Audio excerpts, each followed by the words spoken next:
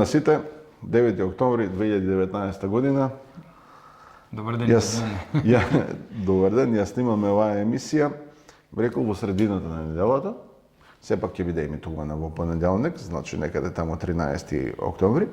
Но битно ни беше со колегата Лазар да направиме една ретроспектива на настаните кои се случуваа во оваа недела и да се надоврзиме на оно што кај завршивме работата минатиот пат. Прво да те прашам како си?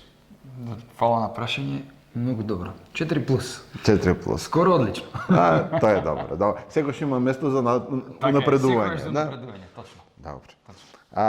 Би сакал да те информирам, како тебе, така и колегите од другата страна, гледачите кои не гледаат, дека изминатиот период имавме повеќе активности кои се однесуваа на безбедност и здравјето при работа или заштитата при работа. А воедно да напомнам, ретко споменувам кога ги снимаме, но битно ми беше да направам едно маркерче овдека, дека всушност влегуваме во месецот каде што во рамките на Европа, на Европската Унија, се одбележува месецот, или поточно неделата за безбедност и здравје при работа, 21 до 25 октомври оваа година, како и секоја година. Во таа насока би сакал исто така да ги информирам и да ги повикам дека би било исклучително корисно да го се вклучите во одбележувањето на оваа Европска недела за безбедност и здравје при работа, која генерално го носи насловот здрави работни места и управување со опасни супстанции. Значи, опасни супстанции дека се наоѓаат на секое работно место, дека всушност треба да бидеме свесни за истите и дека би требало најпаметно превентивно да делуваме во насока на тоа да не ни се случуваат несреќи поврзани со опасните супстанции. Оно што е битно во однос на ова, новитет во оваа година, до сега во изминативе 9 години Македонското здружение за заштита при работа како фокал поинт на Европската агенција за безбедност и здравје при работа ги организираше сите овие работи на ниво на Македонија. Она што е битно дека од оваа година со, како се вика, катил ферман од страна на Министерството, бевме известени дека всушност Министерството го повлекува овластувањето да ние, како Македонско здружение за заштита при работа, бидеме фокал поинт на Европската агенција за безбедност и здравје при работа и затоа од оваа година па натаму тоа ќе го работи Министерството за труд и социјална политика. Секое добро, имаат исклучително добри луѓе, добри кадри таму, се надевам дека успешно, како што го правевме тоа ние, без ималку да бидам скромен овде, се надевам дека и представниците од Министерството, дека Министерството ќе допринесат за Македонија и понатаму да биде една од земјите која е препозната како водач барем во деловите на подигнување на јавната свест кога станува збор за безбедност и здравјето при работа. Врз основа на тоа, кога зборувам за кампањата, после ќе би сакал малку да се навратам на неја и да објаснам. Би сакал исто да ви информирам дека на 7.10, ги спомнешав да тумете, на 7.10.2019, тоест во понеделникот, имавме редовна средба на Советот за безбедност и здравје при работа, каде што се случија повторно интересни работи, а тоа е дека досегашниот председател професорката Бислимовска Краџиска од собствени причини поднесе оставка и ја номинираше, поточно ја предложи професорката Чаловска од Машинскиот факултет да биде следниот председател, каде што истата беше прифатена. Тоа е значи новитетот во однос на тоа. Исто така е интересно дека на оваа средба беше од страна на представникот на МТСП беше предложена беше новата верзија на тарифникот за цените за базар услугите, така да за сите овие детали, доколку сте заинтересирани да добиете повеќе информации, слободно обратете се во канцелариите на Македонското здружение за заштита при работа и секако како наши колеги ќе бидеме секогаш на располагање да истите информации ги споделиме, барем оние кои ги имаме или барем за намерите кои планираме понатаму да ги исполниме, да ги направиме. Да не те оставам само слушател, нели? Сакав накратко да ги информирам колегите. Во однос на кампањава, дали допира од таа страна, кај правниците, дека нешто правиме или се уште е тивко, се уште не сме ја разбуркале целата работа до таа мера да веќе препознаат дека нешто се случува. Пред да ти одговорам на прашањето, сакам да дадам 2-3 поенти за ова претходно што го кажа. Прво ќе почнам од крајов, кај што кажа дека сум слушател. Од некогаш е денес реткост и тешкотија да се најде вистински слушател. Обично сите многу знаеме и сите сакаме се да кажеме и веднаш да кажеме. Но едно нешто научив во текот на мојата кариера професионална во областа на правото, професурата и така натаму, тоа е дека кога човек многу знае, треба понекогаш, не понекогаш, туку речи се секогаш да го има аспектот на трпеливост. На знаењето да доврзе трпеливоста. Понекогаш слушаме и разни глупости.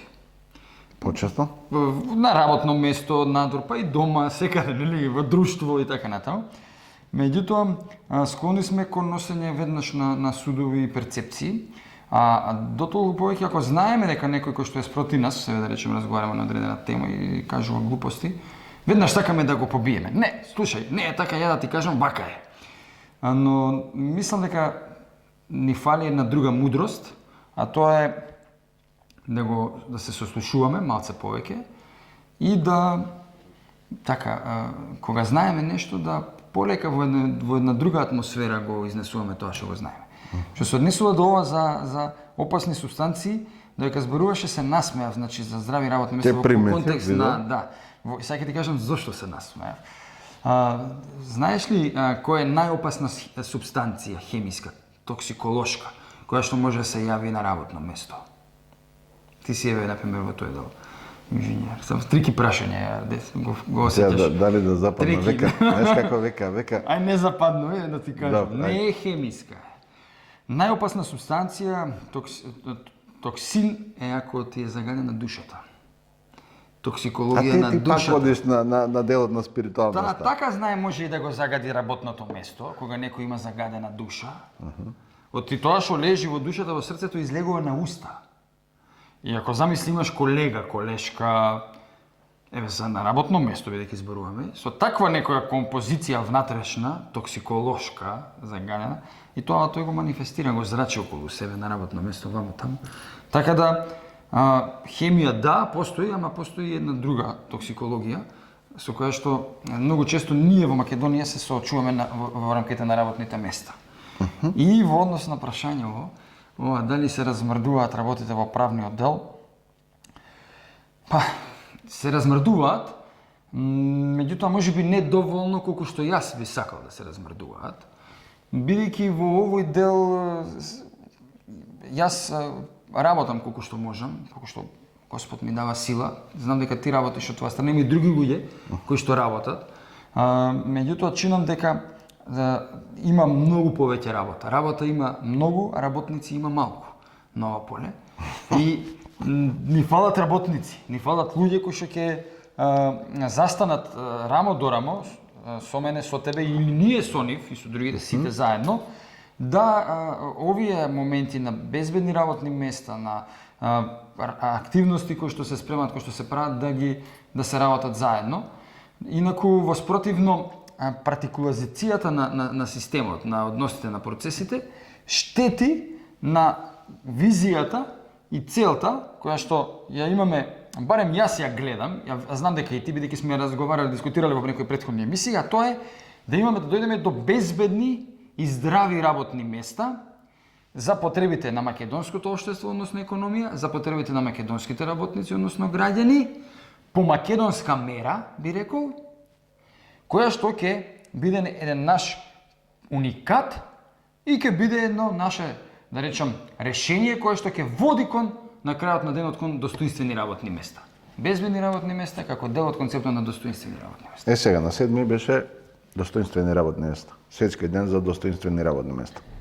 Многу малку не случајно го спомнав. Да, многу малку се го одбележа, дури срамежливо беше тоа на некој начин како вест проткаена во оние катадневни политички калабалаци што не се случуваат во Македонија, каде што повторно многу ми не зборуваат, малку ми не знаат или го разбираат тоа што го зборуваат, но голем дел од ова повторно ке тебе гледам она нишка каде што ти апелираш на останаците, на пример, прво да се разбудат, па после тоа да не зборуваат во сон, него едноставно да разбираат за тоа што го зборуваат.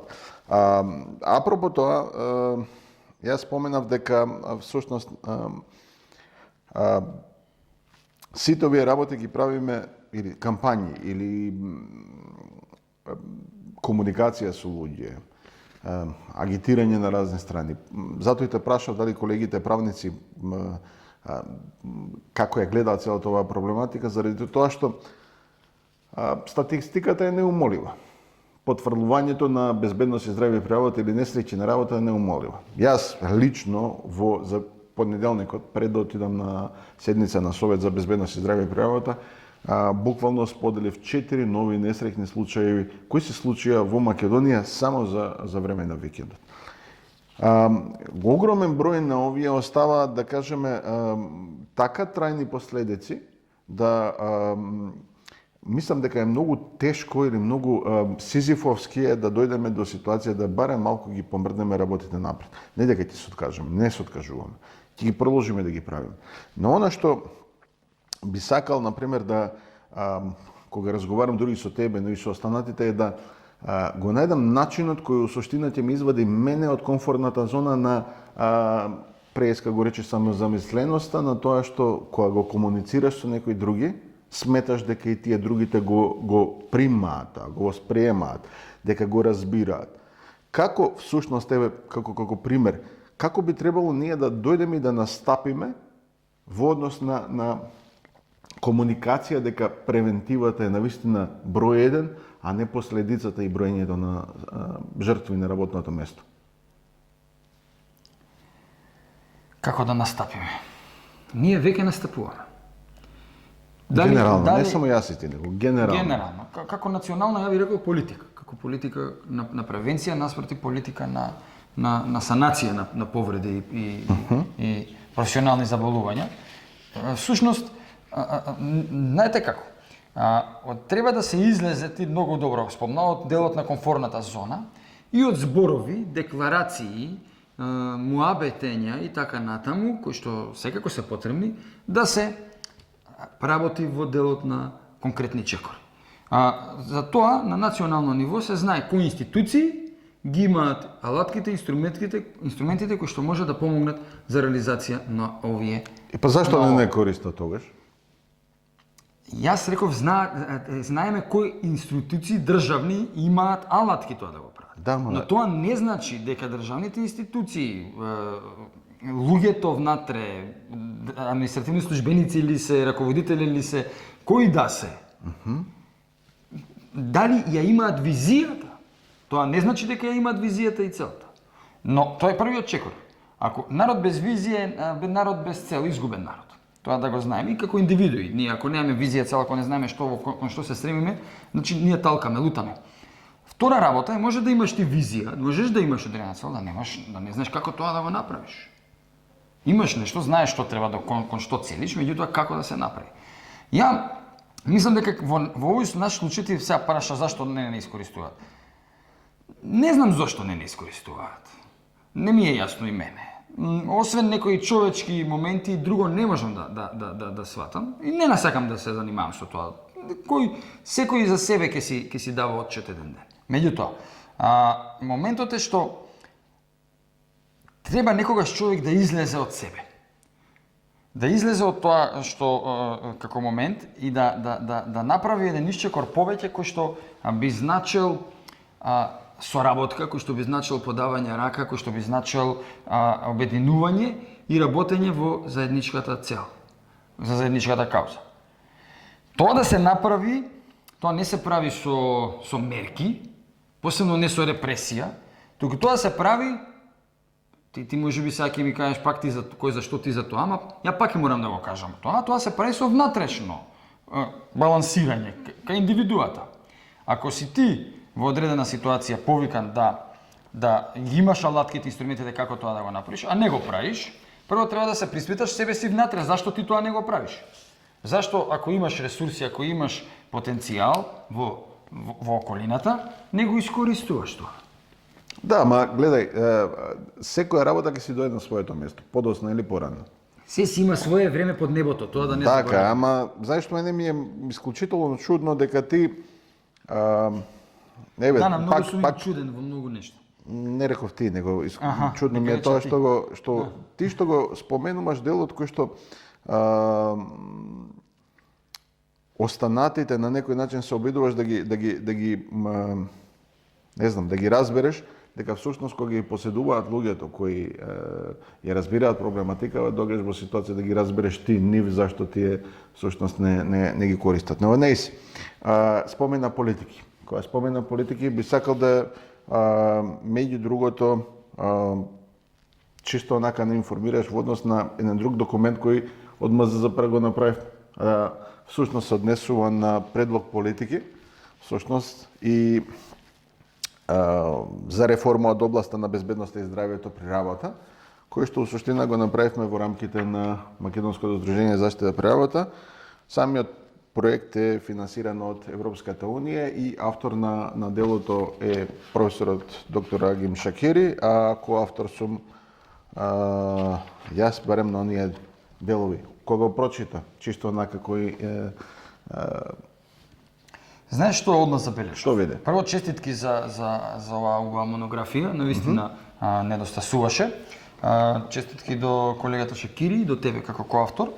Навистина ми западна во предвид од препораките кои што ги давате и се израдува во смисла што навистина препораките за кои политики треба да се спроведат, да се преземат во иднина, во многу нешта се одвестуваат на голем број на анализи, стратегии, акциони планови кои што сте ги правеле претходно, кои што се правеле, во кои што во делумно јас сум учествувал во одреден број од нив и така натаму, кои што се производ на регионална размена на информации, на гледање на работите малку пошироко и кога од препораките всушност во делов на политиките се сведуваат во одредена смисла и ги поврзуваат тие нешта, навистина се израдував. На пример, еве неколку нешта ми падна вака во предвид. Проблемот со евиденцијата и следењето на повредите. Значи тоа е една ситуација која што ние болна точка ја зборуваме и гледам дека диагностициравме во нели преходната студија и во стратегијата. Ја диагностициравме и очекував и се радувам што е препознаена и што е ставена во предлог политиките кои што треба да се преземат. Ме бендиса и ова моментот за подобрување на диагностиката на професионалната етиологија на болести и на повредите. Значи тоа е повеќе во медицинскиот дел каде што јас толку и не сум повикан да зборам.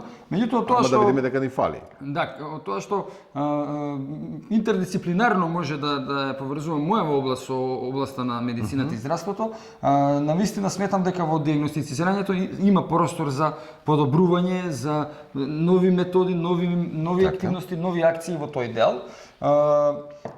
Изготвување на единствен национален информацијски систем за пријавување и следење професионални болести нужна потреба. Значи браво за овој предлог, нужна потреба затоа што се соочуваме, барем еве и јас кога истражувам, кога пишувам на одредени теми со различни ситуации на информации, каде што од една страна имаме една информација, од друг извор друга информација за исто прашање, за иста фактичка состојба, што е проблем, посебно од аспект на истражувач, кога човек треба да добие одредени конкретни, екзактни информации.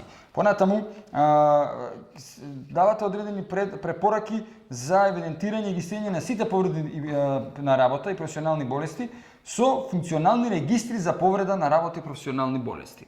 Функционални регистри. Тука јас еве би те замолил можеби и тебе да дадеш можеби некоја информација плюс што би значиле тие функционални регистри, како тоа како конкретна реализација го замислувате? Види, има еден проблем кој ни се провлекува цело време. Ако приметуваш, дури јас кога зборувам за, да кажеме, несреќи на работа, така? Да. Ама речи си, комплетно табу е да зборуваме за професионални заболувања. Дури една смешна имаме ситуација дека на ниво на земја имаме една регистрирана, да кажеме, едно регистрирано професионално заболување. Или ни едно. А од друга страна имаме огромен број според статистиката, да кажеме, на статистички завод, дека огромен број починуваат или се на година регистрирани како, да кажеме, починати заради канцер. Зборувајќи за, кампањата, опасни субстанции, ако малце само размислиме, дека всушност за еден канцер да се развие, му се потребни 10 до 15 години, а најчесто се атакирани или нападнати популацијата, да кажеме, 60, 65, 70 години, ќе видиме дека мноштвото, коренот на мноштвото тие заболувања лежи дури и на работното место. Апсолутно. Од друга страна, да не правиме ексклузивитет околу сето тоа, него многу повеќе зборувам дека секако и генетиката игра улога, обкружувањето, начинот на живот и така натаму. Но не можам да го изоставам фактот дека всушност огромен дел на тие опасности кои вребаат на работното место се предизвикувачи на овој тип на заболување. И од тука се јавува потребата на конкретни регистри. Тука всушност се главните водачите, се колегите лекари по медицина на труд, кај што потребно е да се всушност таа армија на луѓе кои настрадуваат во наводници на работните места, заболуваат на работните места, да се регистрираат. Не заради друго, него да научиме. Значи да го искористиме нашиот интелект, да научиме да не ги повторуваме грешките за оние кои доаѓаат по нас. Тоа беше генерално идејата, затоа што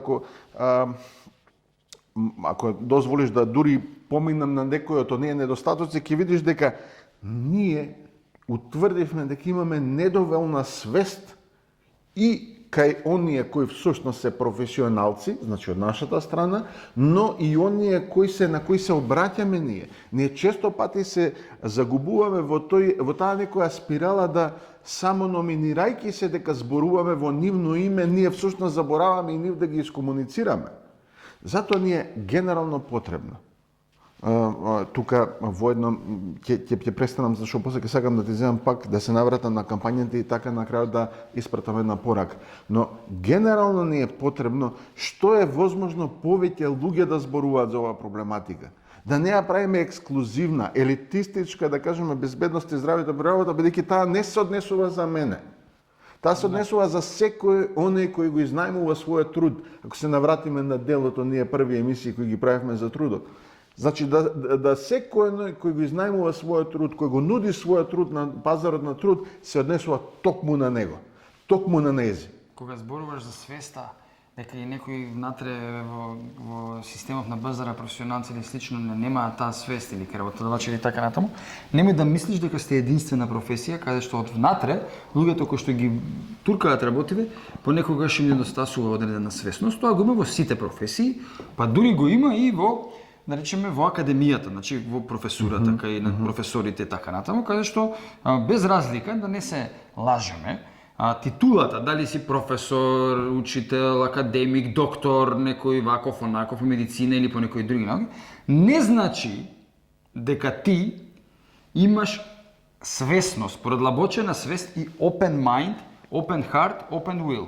Тоа значи само дека си воспримил одредени информации, кои што си ги понатамо репродуцирал преку системот на образование, како на испит ли е, преку одговарање ли е во средно, на факултет и така натаму. И потоа тоа го туркаш, го работиш како професија, ако си, например, дел од академијата. Некои луѓе остануваат на тоа ниво.